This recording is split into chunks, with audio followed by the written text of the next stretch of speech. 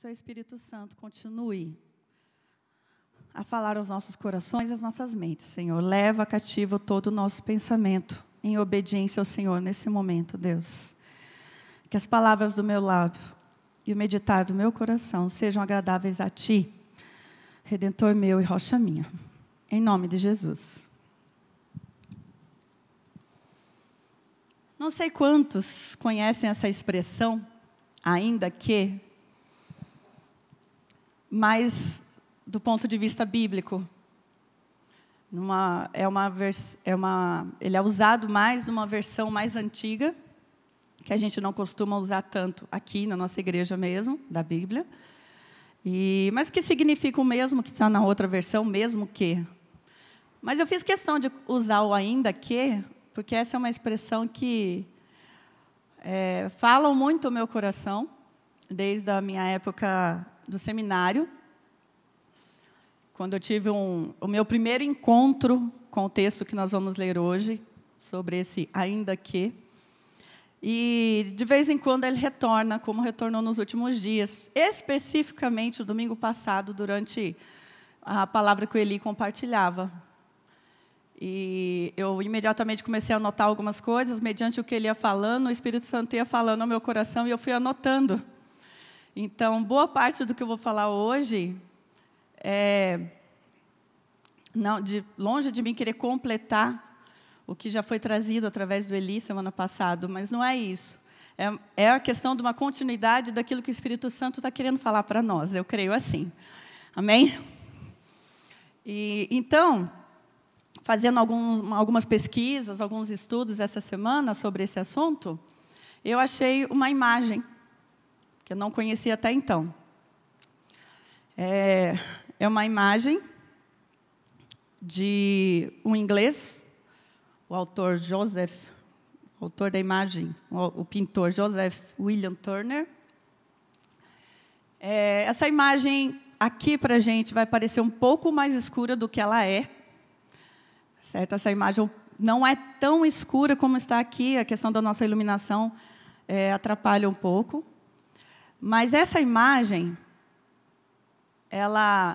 para mim, ela fixou exatamente o assunto principal, que não é só um assunto, mas que é a experiência que eu tenho vivido nas últimas semanas. A experiência de caos. E, para mim, essa imagem representa isso, o caos que, às vezes, a gente tem na vida. Porque, antes de estudar sobre a imagem, quando ela apareceu, eu estava fazendo uma outra pesquisa de imagem, apareceu essa, e ela me intrigou, e eu acabei largando a outra imagem para lá, e fiquei com ela a semana toda, e fiquei realmente assim, primeiro, antes de ler então sobre ela, eu fui tentar enxergar o que tinha nela. Imagino que alguns de vocês estejam fazendo isso agora, tentando imaginar o que tem aí. E olha, eu vou falar para vocês, a minha imaginação não me ajudava, porque eu estava procurando algo sobre uma outra história, que eu não vou contar agora, como eu disse, eu descartei, mas dizia respeito a pássaro, a andorinha. E chegou nisso. E eu ficava procurando onde é que está o pássaro aí, onde é que está a andorinha. Até que eu vi depois que realmente não é isso, não tem nada a ver. É uma tempestade que está acontecendo no mar, um mar revolto, um oceano. Segundo o nome da obra, vocês já viram aí embaixo, snowstorm, então uma tempestade de neve. E o que tem ali mais ou menos no meio é um barco a velas, um barco a vapor. É um barco a vapor. E essa pintura, segundo a história que eu estudei, o Joseph estava nesse barco. Ela aconteceu, ele fez ela a partir de uma experiência que ele teve. Ele teve essa experiência aos 67 anos de idade. E quando ele estava nessa tempestade, ele relata, há alguns críticos que dizem que isso é um pouco de fantasia, mas o relato dele diz que ele pediu aos marinheiros que o amarrassem ao mastro. E ele passou 4 horas, porque ele queria ter total dimensão da visão que se tem de uma tempestade, de um caos, quando eles estavam ali num momento tão indefeso, um momento de perigo, de muito medo. E ele fica muito irritado quando um dos críticos diz que essa imagem não passa de espuma de sabão e cal. Na época que ele pintou, ele já era famoso, e um dos críticos diz isso: essa imagem não passa de espuma de sabão e cal. E ele ficou bastante irritado com isso, e como geralmente acontece com as pinturas famosas, só tem o devido valor, só é valorizado depois que a pessoa morre, né? Então, depois tem outras críticas maravilhosas, frases lindas que eu li de outros críticos sobre a imagem, inclusive dizendo que ninguém, até então, e nem depois dele, até a pessoa que escreveu, conseguiu expressar o caos do mar, de uma tempestade no mar, de forma tão perfeita quanto ele. Mas, enfim, quando a gente está vivendo o caos, é mais ou menos isso aí, né? Eu, pelo menos, enxerguei isso mesmo. Não dá para explicar, não dá para ver direito. Às vezes, algumas pessoas de fora falam assim: que nada, isso é só uma espuma de sabão e cal. Não é tanto assim. Mas, para quem está vivendo, é sempre assim. E é nesse sentido que eu queria compartilhar com aqueles que já passaram por situações assim, que vão passar por situações assim, que estão passando por situações assim hoje. Compartilhar com vocês o texto do profeta Abacuque, que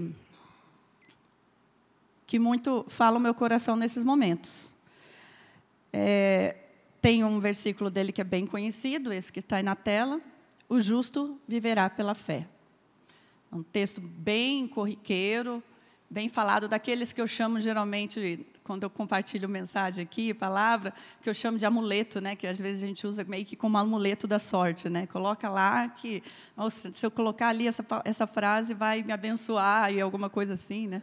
Ou, pelo menos, para eu me lembrar sempre, vou anotar em algum lugar para eu me lembrar sempre que isso deve ser algo corriqueiro na minha vida. E é tão conhecido esse texto, que no Novo Testamento tem pelo menos 4 vezes ela repetida, por diferentes autores, inclusive. Paulo escreve, e o autor de Hebreus também escreve, exatamente. Talvez outros até tenham se referenciado, outros textos até se referenciam a esse texto. Porém, com essas palavras, o justo viverá pela fé, a gente pode encontrar lá em Romanos, 2 Coríntios, em Gálatas e em Hebreus. Então, é uma frase que causa impacto: o justo viverá pela fé. Mas o que é viver pela fé? O que significa viver pela fé? Porque nesses momentos de caos, é o momento em que a gente pensa mais na questão da fé. Eu preciso viver pela fé. Mas o que é viver pela fé?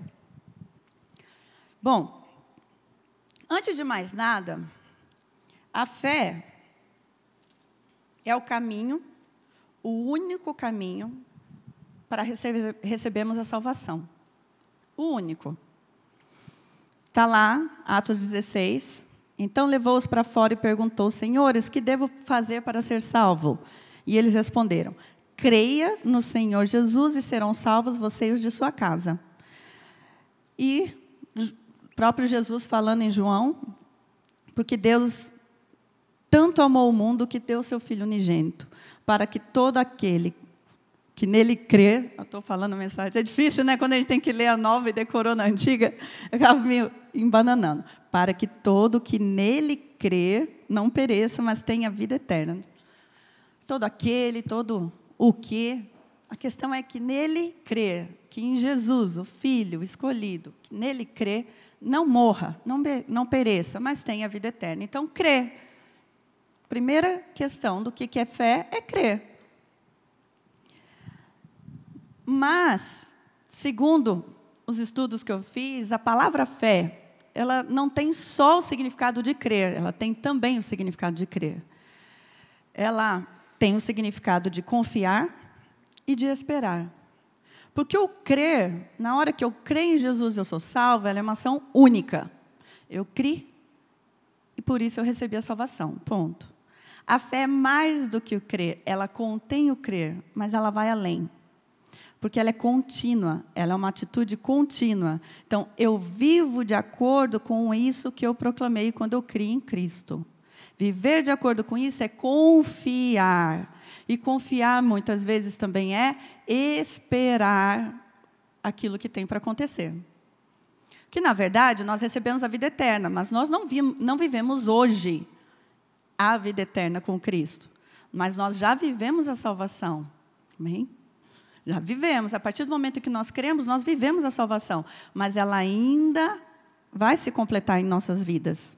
Então, viver em fé é isso. Enquanto ela não se completou, eu vivo pela fé. Eu vivo confiando e esperando. Esses são os significados, então, da palavra fé, quando ela aparece na Bíblia. E por isso mesmo, fé, então, não é um sentimento. Crer, confiar e esperar são ações que demandam o quê? Uma decisão. Ter fé é uma decisão. Eu decido ter fé. Eu decido crer. Eu decido confiar. Mas as coisas estão ruins, mas eu decido esperar. Eu queria que as coisas acontecessem agora, que tudo se arrumasse agora. Mas não está acontecendo. Então, eu decido confiar e eu decido esperar pelo tempo que as coisas vão acontecer. Bom, talvez a gente tenha um pouco de dificuldade com essa questão. É difícil, é fácil falar sobre isso, mas quando a gente está vivendo isso é muito difícil. Eu trouxe um exemplo de uma pessoa que agiu assim por decisão.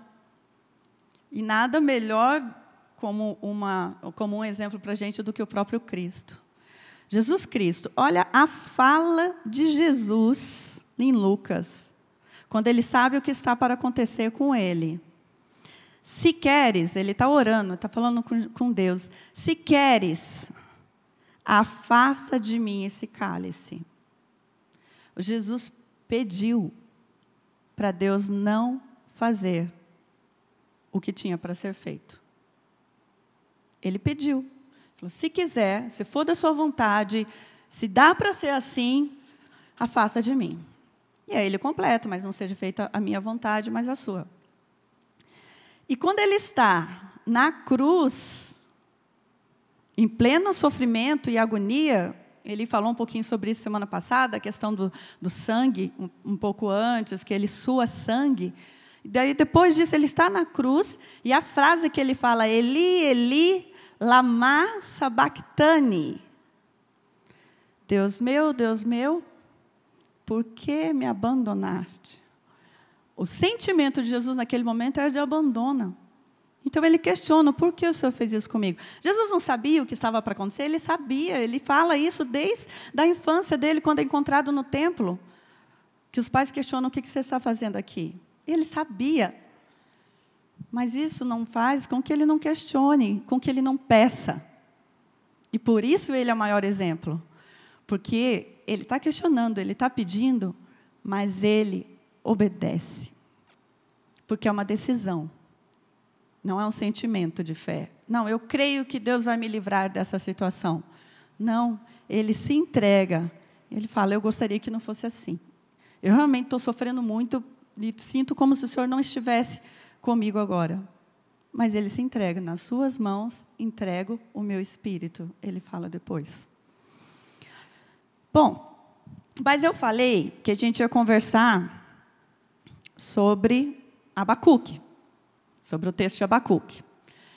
Mas a gente está falando sobre o texto de Abacuque. Ainda não, aquilo ali foi um prelúdio. Agora vem o texto que realmente eu quero compartilhar com vocês hoje. Só um pouquinho, tira um pouco antes, para que eles não leiam agora. Isso. Deixa eu dar só um paninho de fundo para vocês do que está acontecendo quando ele fala isso. São 3 capítulos. O livro de Abacuque são 3 capítulos. Ele é da mesma época do profeta Jeremias, contemporâneo de Jeremias. E ele ouve sobre as profecias que Jeremias está fazendo. Profecias essas que dizem que os babilônios, um povo ímpio, vai simplesmente dominar o povo de Deus. Tá? Também estou trazendo de uma forma bem simples. Quem tiver interesse depois e quiser ler mais sobre isso, eu não vou me delongar nessa parte agora, é só para contextualizar. Então, ele sabe que o povo dele está para sofrer um desastre grandiosíssimo. E o povo dele é o povo de Deus. E aí, no primeiro capítulo, ele já começa questionando Deus. Mas como assim? Vai acontecer isso, o Senhor não vai fazer nada? Ele questiona. E Deus responde lá para ele. Deus responde. Aí, depois do questionamento, primeiro ele questiona por que isso vai acontecer. Depois ele questiona por que Deus vai usar os ímpios para aplicar essa lição, esse castigo no povo dele. E Deus responde. E cada vez que Deus responde, ele vai ficando satisfeito com a resposta. Embora ele saiba que o sofrimento está iminente. Ele vai ver ele e todo o povo sofrer. Que provavelmente muitos vão morrer. Mas aí vem o capítulo 3. E diante dessa visão de sofrimento, de dor, de caos que está para acontecer, ele declara, lá em Abacuque 3, a partir do versículo 17. Ele canta um hino que diz: mesmo não florescendo a figueira, não havendo uvas nas videiras, mesmo falhando a safra de azeitonas, não havendo produção de alimento nas lavouras, nem ovelhas no curral, nem bois nos estábulos, ainda assim, eu exultarei no Senhor e me alegrarei no Deus da minha salvação.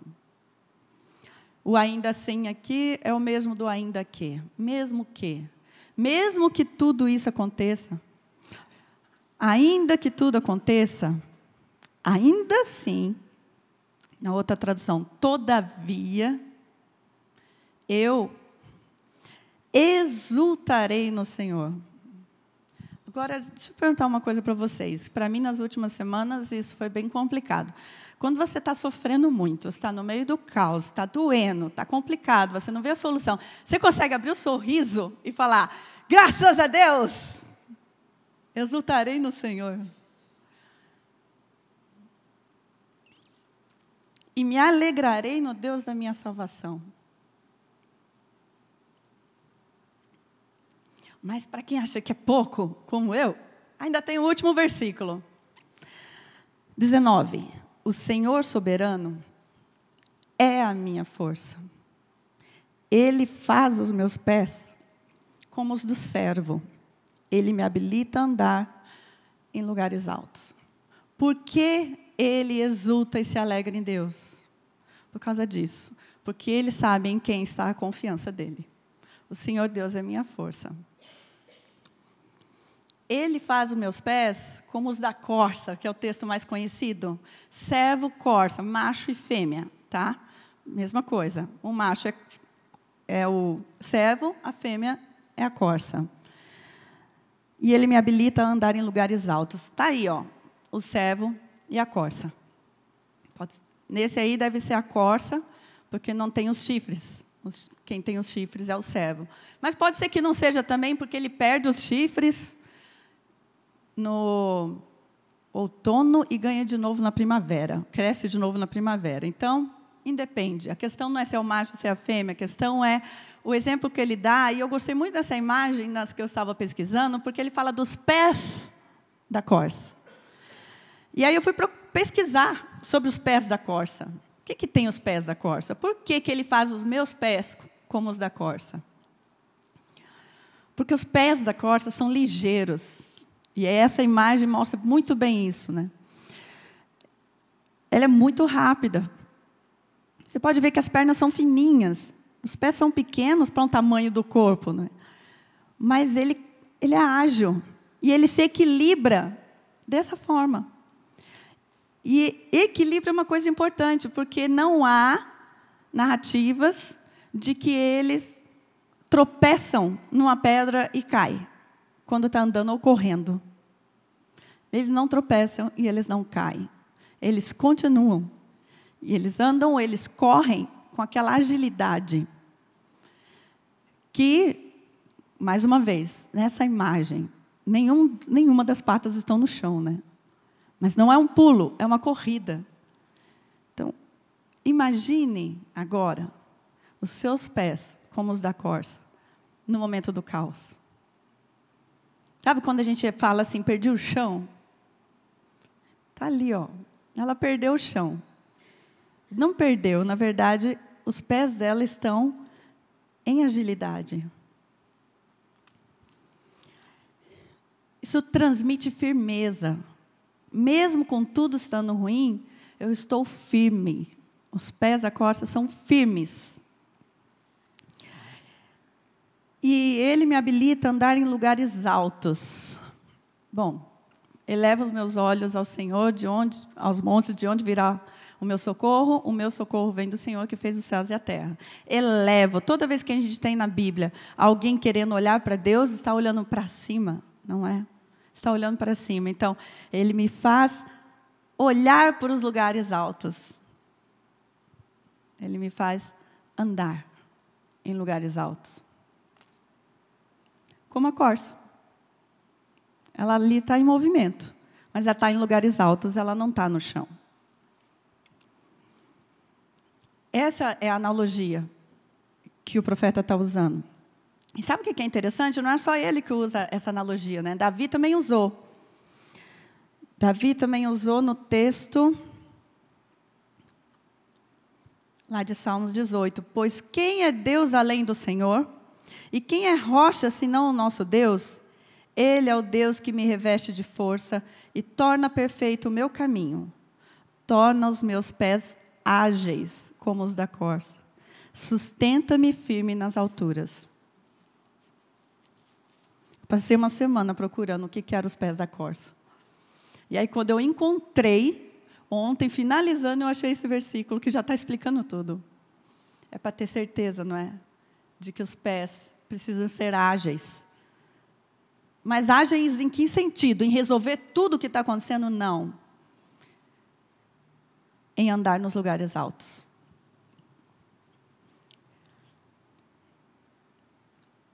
E aí vem uma questão que para mim é a mais complicada. Essa agilidade, essa firmeza, essa sustentação que o Senhor nos dá, porque Ele é a nossa força, ela não condiz com o nosso discurso, quando as coisas estão difíceis. Porque o nosso discurso é o do livramento.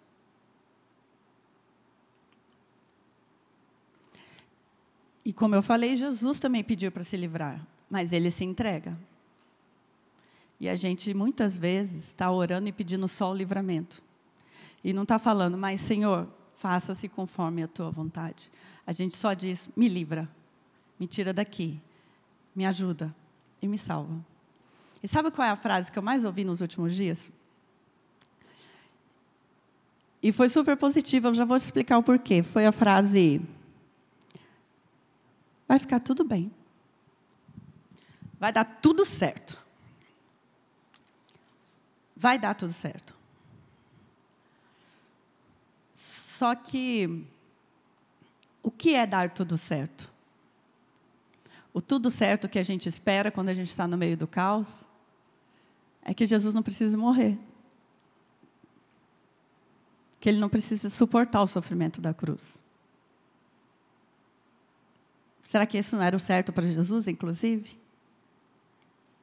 Se Ele pediu, talvez fosse. Provavelmente era. Porque Ele era humano. Ele era Deus, mas Ele era 100% homem também. Ele estava sofrendo dor. E não era nem por Ele, era por nós.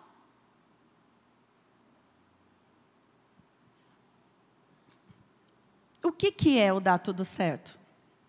E eu estou falando que foi muito positivo, porque a forma como isso veio para mim... Naquele primeiro momento, eu estava acreditando que, amém, vai dar tudo certo, tudo vai ser como eu estou imaginando, como eu planejo. Então, Deus está falando, calma, filha, que não foi agora, mas vai ser. E aí, a pessoa que falou vai dar tudo certo, ela contou o final dela, o que era dar tudo certo para ela. O que aconteceu na vida dela. E aí caiu a ficha. Eu falei, mas não é esse o tudo certo que eu estava ouvindo de você. Não é esse o dar tudo certo. Porque eu queria que desse tudo certo conforme aquilo que eu estou planejando.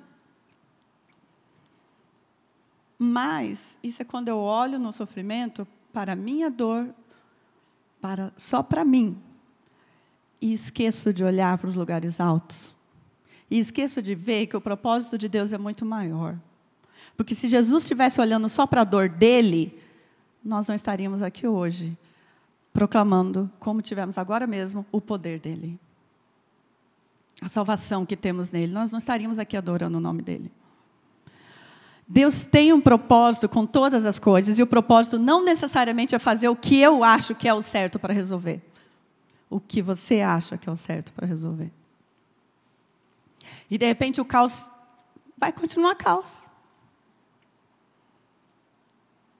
E aí? Eu vou perder minha fé? Então, eu nunca tive. Aí eu vou dizer que Deus não é bom, que Deus não me entende, que Deus não é justo comigo.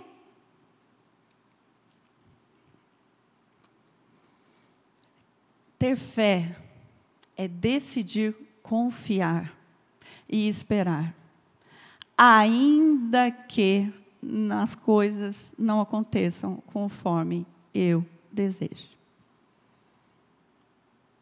Isso é ter fé. Isso é o justo viverá pela fé. No Novo Testamento, no Antigo Testamento, a palavra fé só aparece 2 vezes. Em todo o Antigo Testamento. E o significado dela é mais até do que o que a gente vê no Novo Testamento, é fidelidade. Porque ter fé é se manter fiel a Deus, ainda que.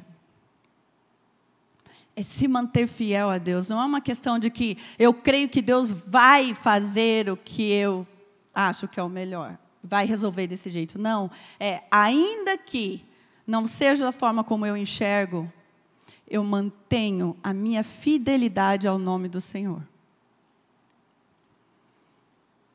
E não pensem que é fácil para mim falar isso.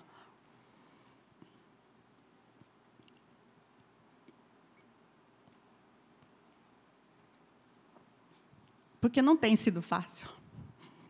Descobrir isso no meu relacionamento com Deus essa semana, nas semanas anteriores,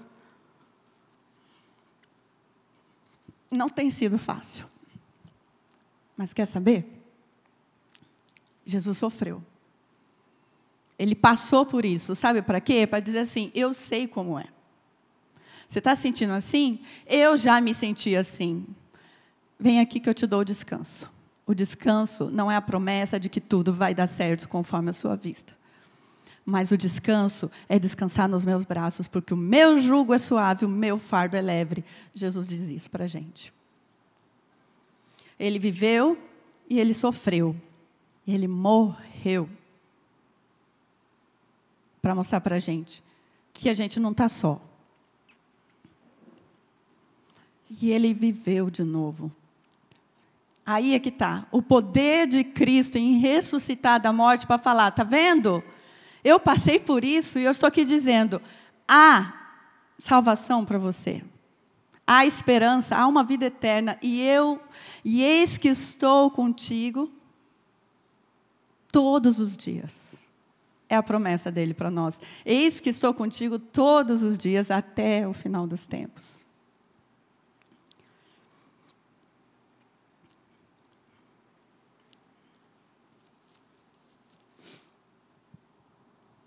E aí, vou compartilhar rapidamente outros textos que Deus tem falado no meu coração essa semana. E não vou nem comentar, porque eu acho que o texto por si só já fala. Lou, pula o 13, por favor, o próximo, e vamos para o outro, tá? Lá em 2 Coríntios, o texto todo, 2 Coríntios 4, é para chorar. Mas é para chorar com esperança. Eu separei o versículo 18. Assim fixamos os olhos não naquilo que se vê, mas no que não se vê. Pois o que se vê é transitório, mas o que não se vê é eterno. Tem um versículo essa rinite. Que eu li há uns 3 anos atrás, 2 ou 3 anos atrás, e eu marquei em 2 post-its e coloquei lá no meu quarto, em diferentes lugares, e eu leio ele todos os dias. E ele me incomoda desde então, e eu não sabia o porquê. É um texto bonito, é um texto de promessa, de promessa não, até sim, de direcionamento de Deus, mas eu não sabia o porquê. E de vez em quando eu falo, mas Deus, por que o Senhor mostrou esse texto para mim? Ele combina com várias situações, mas sabe quando você sabe que não é aquilo ainda? Essa semana, esse versículo tomou uma dimensão na minha vida, que eu falei, eu entendi. Deus está falando comigo, Ele estava me preparando 2, 3 anos atrás para esse momento. E o texto diz, lá de Provérbios, meu filho, minha filha, dê-me o seu coração. Dê o seu coração. Mantenha os seus olhos em meus caminhos. Ele me faz andar em lugares altos, os caminhos do Senhor, nos lugares altos. Mantenha o foco nos caminhos do Senhor. E essa é a palavra para nós hoje. A palavra é, mantenha os focos no Senhor. Porque quando a gente olha para o caos, a gente começa a olhar para o nosso umbigo. E começa a olhar a nossa dor, o nosso sofrimento, e querer que as coisas aconteçam conforme a nossa vontade. E quando a gente eleva os olhos para o Senhor, quando a gente começa a andar nos lugares altos, quando a gente mantém os olhos no caminho do Senhor, o sofrimento toma outra dimensão. Toma outra dimensão. E aí, a capacidade que a gente tem de passar por aquilo não é mais numa falsa esperança de que tudo vai dar certo conforme a nossa vontade, mas é que a paz que excede todo o entendimento. E é por isso que ela excede todo o entendimento. Porque como eu estou passando uma situação dessa e eu estou em paz? Porque eu foquei meus olhos no Senhor.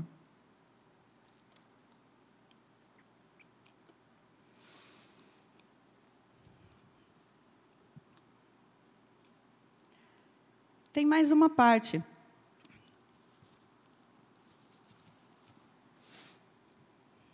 Que eu gostaria de destacar. Agora volta, Lô, aquele que eu pulei, vamos voltar agora, por favor. Que Paulo, na carta, segunda carta dele aos Coríntios, ele está falando de sofrimento também.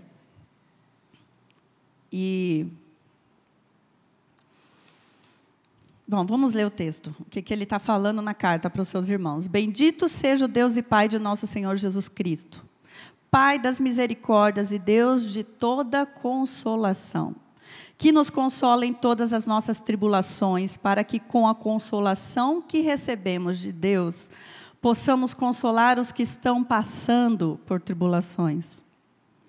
Pois assim como os sofrimentos de Cristo transbordam sobre nós, também por meio de Cristo transborda a nossa consolação.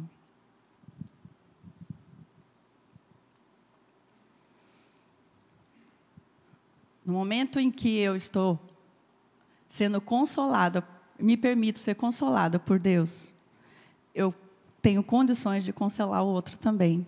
Eu falei uma vez aqui, o ano passado, quando eu deixo de olhar minha dor, eu olho a dor do outro, eu consigo ajudar o outro na dor dele. Porque tem outros ajudando a mim na minha dor. E eu acho que essa é a parte mais bonita da Igreja de Cristo. É que Ele nos convoca a nos consolar uns aos outros. E eu vou fazer um convite. Vou fazer um convite para você, que como eu, está vivendo aquela imagem do caos. Você está no meio do mar revolto. Eu quero fazer o convite para você, junto comigo. Vim colocar aqui na frente, o seu sofrimento e a sua dor. E eu quero convidar você que já passou por um sofrimento e uma dor assim, e que nesse momento não está num momento maravilhoso, de super paz, que não tem problemas, que a vida tem problemas, mas que você não está num momento tão difícil assim. Eu quero convidar a nossa igreja a ser nesse momento, e consolar uns aos outros. Então, eu vou ser a primeira. Alguns já têm orado por mim, por nós, conosco. Mas eu vou ser a primeira para quebrar o gelo, para ser exemplo para aqueles que estão sem coragem. Venha colocar aqui. Você não precisa falar qual é o problema que está passando. Eu também não vou falar. A gente não precisa expor, de repente. Mas permita-se ser consolado pelo Espírito Santo de Deus através do seu irmão agora. Você que está no caos. Você está em sofrimento. Vem aqui para frente com a gente agora.